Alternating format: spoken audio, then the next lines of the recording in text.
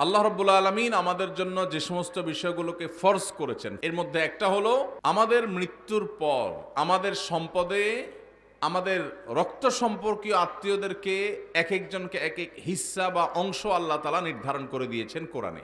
এই ফরজ বহু দাড়ি পাকা মুরব্বী আছেন, বহু সিজদা করতে করতে কপালে দাগ ফেলে দেওয়া মানুষ আছেন, বহু নফল রোজা ফরজ রোজা রাখা মানুষ আছেন, বহু দান সাদকা করা মানুষ আছেন, বহু হজ ওমরা নিয়মিত করা মানুষ আছেন যারা এই ফরজ আদায়ে গাফিলতি করেন, উদাসীনতা এবং অবহেলা করেন এবং তারা এই কারণে আল্লাহর খাতায় ফাসিক নাম তাদের উঠে গেছে। দুনিয়ার মানুষ তাদেরকে হাজী সাহেব বলে, গাজী সাহেব বলে, শেখ সাহেব বলে, মৌলানা সাহেব বলে, মুফতি সাহেব বলে, সভাপতি সাহেব বলে, সেক্রেটারি সাহেব বলে, অথচ এই সাহেব আল্লাহর খাতায় ফাসিক।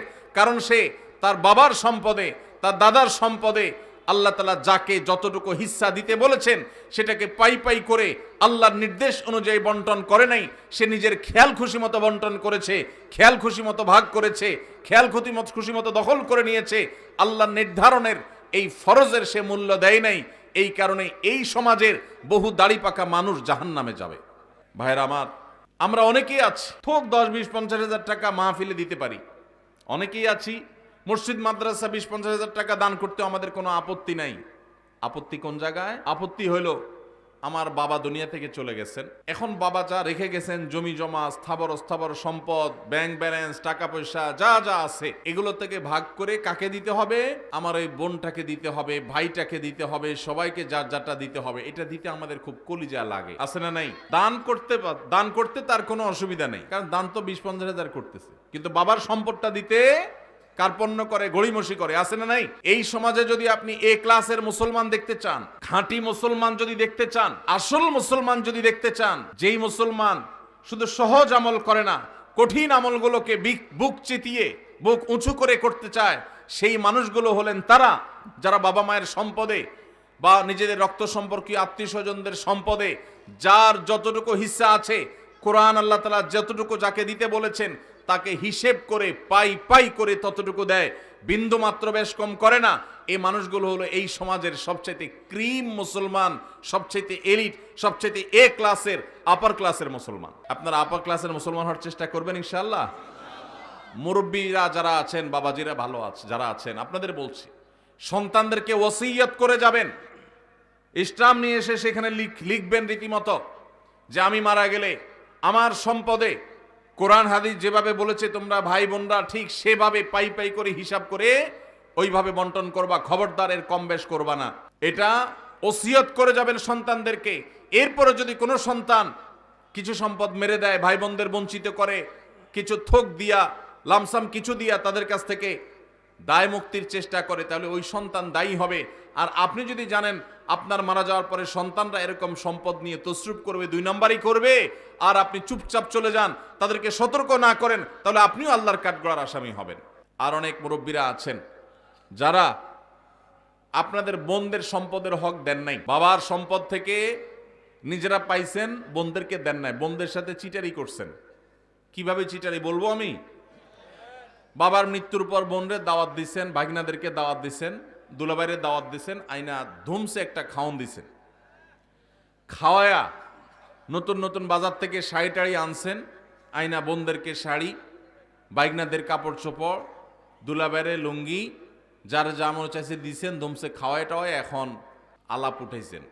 আগে খাওন দিছেন পেটে, এরপরে আলাপ উঠাইছেন। কি আলাপ উঠেছেন, দেখো বোন, বাবা তো দুনিয়া থেকে চলে গেলেন, আল্লাহ তারা নিয়ে গেলেন, এখন জমি জমা গর্বিটা বাবার যেগুলো যেগুলো আছে শরীয়ত অনুযায়ী তো তোমাদেরও এখানে ভাগ আছে, কিন্তু বাবা যে সেই অসুস্থ হয়েছে ওই থেকে বাবার সব ট্রিটমেন্ট, ডাক্তার খরচ এগুলো সব তো আমারই করা লাগছে, তোমাদেরও মানুষ করা লাগছে, এখন এখানে তোমাদের ভাগ আছে সেটা তো আমি জানি, এখন এগুলা কি করা তোমরাই বলো, বল তোমাদের কোটে, বল তোমাদের কোটে।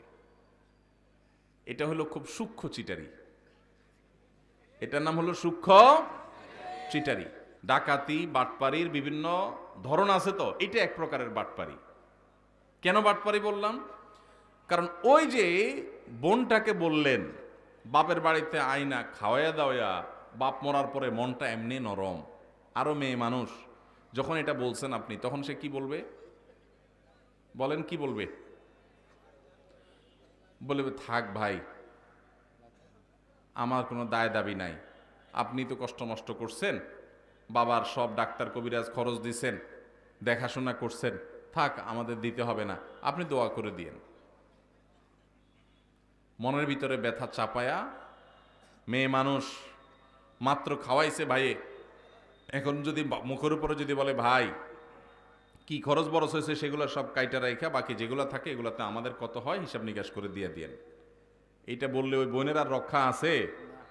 পুরো এলাকাতে বদনাম ছড়ানো হবে যে আমার বোন বাপটা মইরা সারে নাই, কবরে রাইখা সারি নাই, এখন সে ভাগ চাইতে আসছে। এবার আমরা শুরু করব তাকে দুর্বল জায়গায় আঘাত করে তাকে দুর্বল করার। এই রোগটা আমাদের সমাজে আছে না নাই? মুরব্বীরা বাবাজিরা যারা আছেন কান খাড়া করে শুনে রাখেন, লম্বা দাড়ি নিয়া, তসবি তালিল নিয়া, নামাজ রোজা নিয়া ওয়াজ শুনতে শুনতে কানটা ঝালাফালা করে গেছেন, 2 পয়সার কোনো লাভ হবে না যদি বোনদের হক মেরে থাকেন। কিয়ামতের ময়দানে এই বোন দেখবেন দাঁড়ায় গেছে, 1 চুল পরিমাণ ছাড় হবে না, যত আমল করেছেন সব দিয়ে জাহান্নামে যেতে হবে যদি বোনদের হক মেরে থাকেন। এই জন্য বাবারা এই চিটারি করা যাবে না, ভাইয়েরা এই চিটারি করা যাবে না। যেসব ভাইয়েরা বাবা মার মৃত্যুর পর বোনদের হক দেন নাই, অনেকে মায়ের হক দেয় না, মায়েরও হক আছে। আপনার বাবা মারা গেছেন, আপনার মা তার স্বামীর সম্পদে তার হক আছে না নাই? কয়জন সন্তান বলতে পারবেন যে আমার বাবা মারা গেছে মাকে হিসাব করে দিয়ে দিছি? কয়জন বলতে পারবেন? এক ভাই হাত তুলছেন। আর আছেন যে মাকে হিসাব করে দিয়েছেন? আরেক ভাই হাত তুলছেন মাশাআল্লাহ, আরেক ভাই হাত তুলছেন, 2-4 জন হাত তুলছেন মাশাআল্লাহ। বেশিরভাগ মানুষ হাত তোলেন নাই। অনেকের হয়তো বাবা আল্লাহ তাআলা বাঁচায় রাখছেন, আরো বাঁচায় রাখুক আমরা দোয়া করি। কিন্তু যদি দুনিয়া থেকে চলে যায় তাহলে ওলামা একরামের কাছ থেকে মাসআলা জেনে কোরআন যাকে যতটুকু দিয়েছে তাকে ততটুকু দিবেন তো ইনশাআল্লাহ? কারা কারা দিবেন? হাত তোলেন, হাত তোলেন, পাক্কা নিয়ত করে হাত তোলেন, আন্দাজে হাত তুলবেন না। সম্পদের লোভ করব না, বলেন সম্পদের লোভ। আল্লাহর দেওয়া বন্টন অনুযায়ী পাই পাই করে সবাইকে বুঝাই দেব ইনশাআল্লাহ। আল্লাহ আমাদের সব ভাইকে তৌফিক দান করুন। ভাই বরকতের মালিক কে? বরকত দেওয়ার মালিক কে?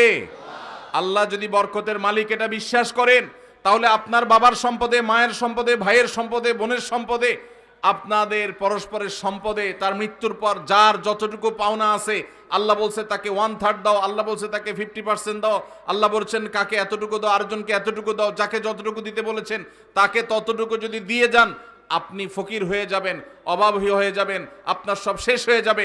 এটা কোনো মুসলমানের বিশ্বাস হতে, আল্লাহর নির্দেশ অনুযায়ী যার যতটুকু পাওনা যদি আমি দিয়ে দেই আল্লাহ তাআলা আমাকে বরকত দিবেন না দিবেন না? আর আল্লাহ যখন বরকত দেন তখন অল্পতে অনেক হয়ে যায়, আর আল্লাহ যখন বরকত দেন না তখন পাহাড় পরিমাণ সম্পদ থাকলেও মানুষ অভাবী আর ভিখারি থাকে।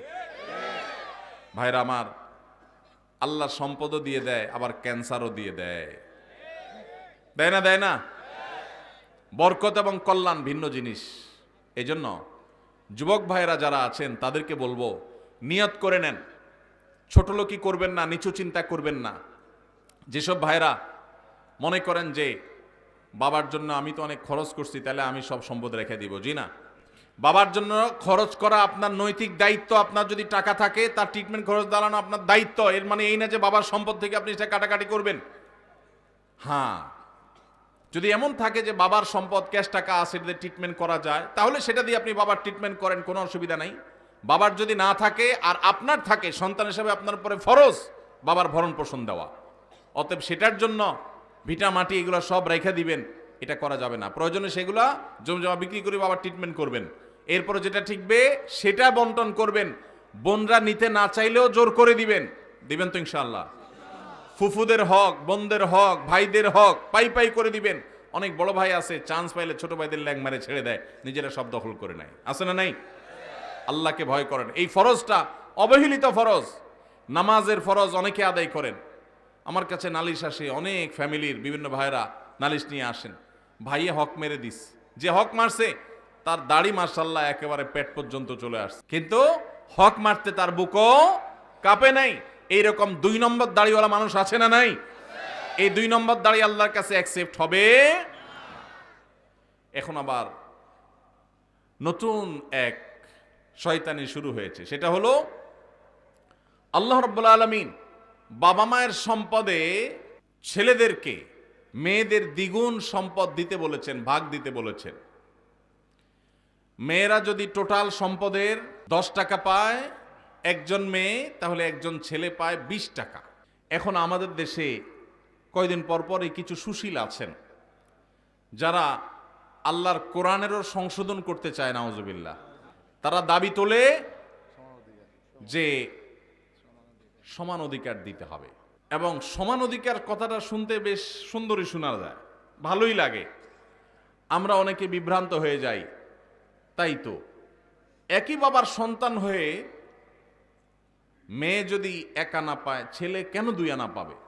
ছেলেও সন্তান, মেয়েও সন্তান, তাহলে মেয়ে 1 আনা পাবে, ছেলেও 1 আনা পাবে, এমন হওয়া দরকার। মেয়ে 1 আনা পাবে, ছেলে 2 আনা পাবে, এটা কেন? বাহ্যিকভাবে এটা মনে হয় বৈষম্য করেছে।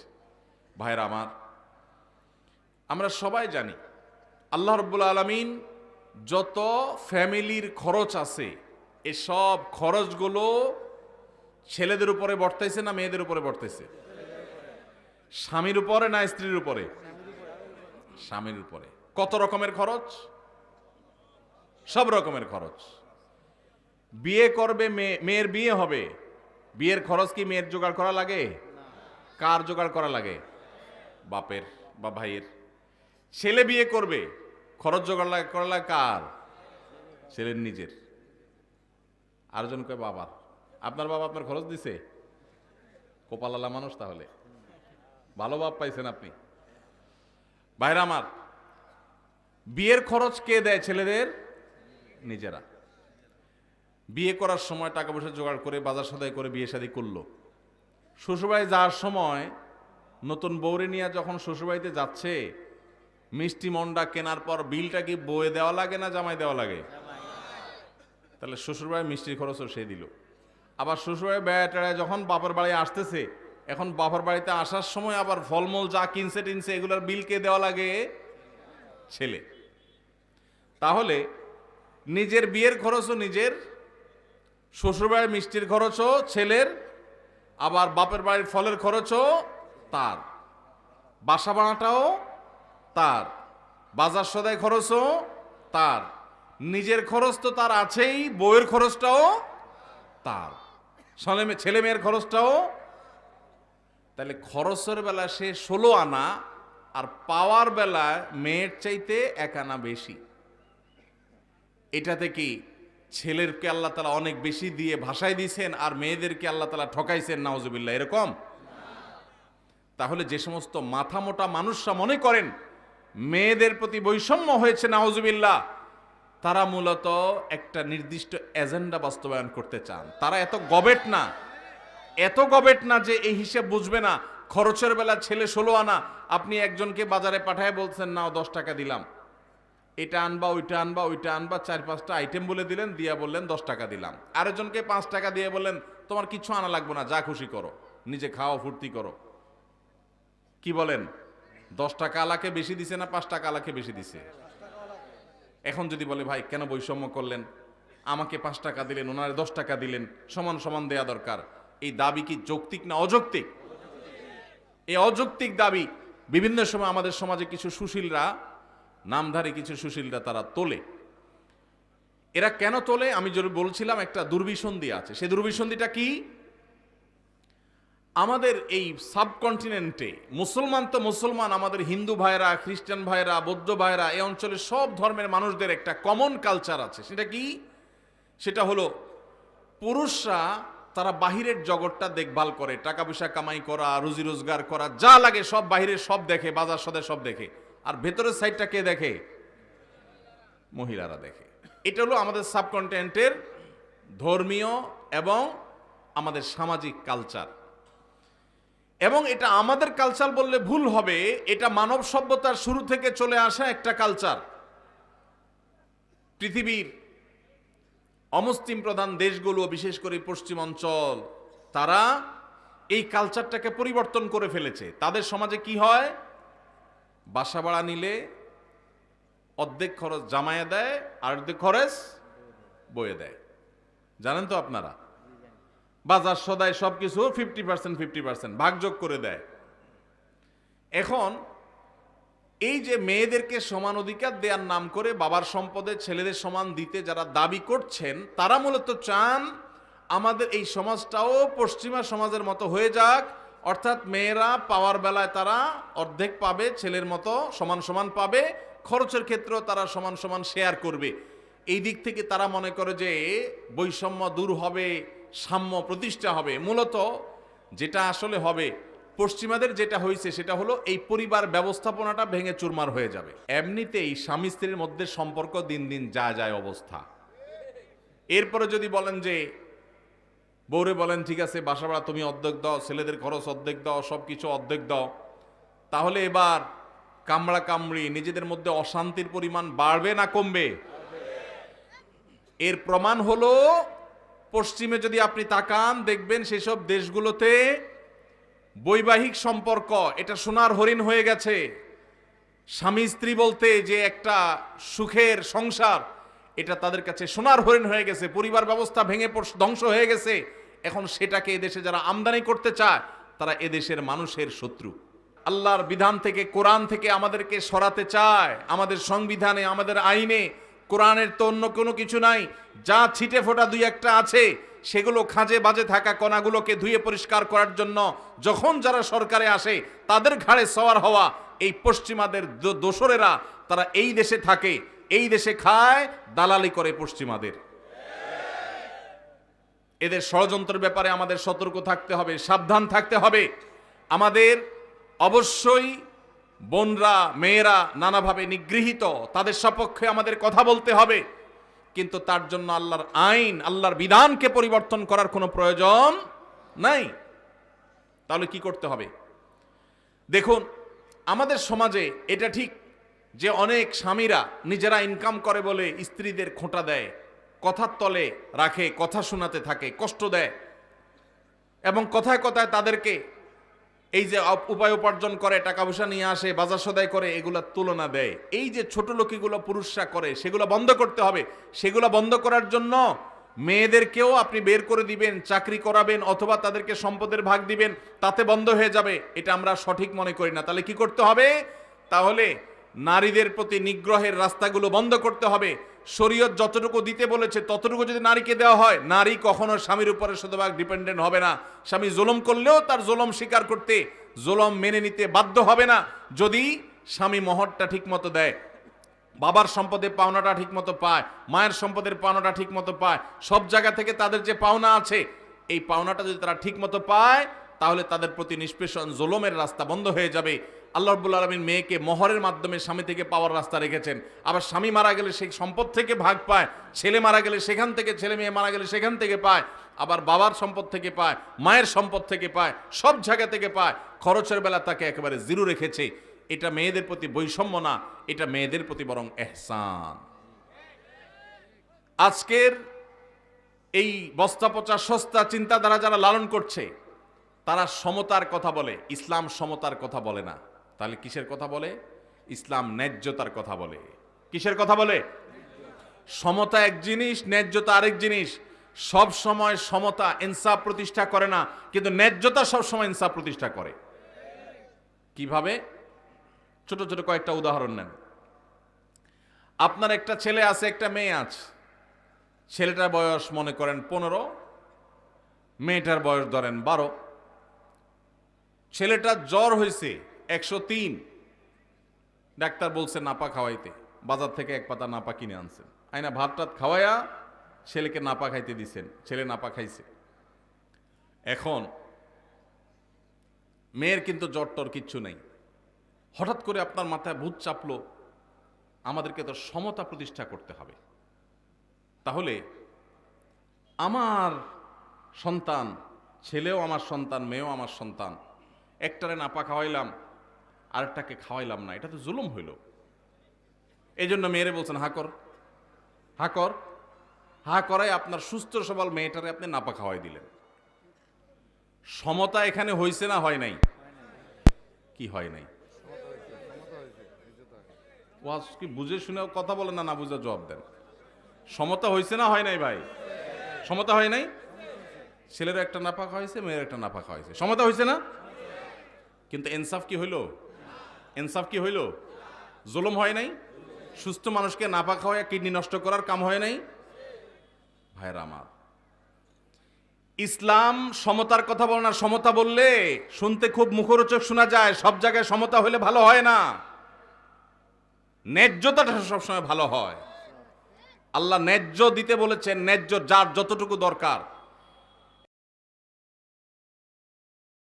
আসুন্নাহ ফাউন্ডেশন, উম্মার স্বার্থে সুন্নাহর সাথে।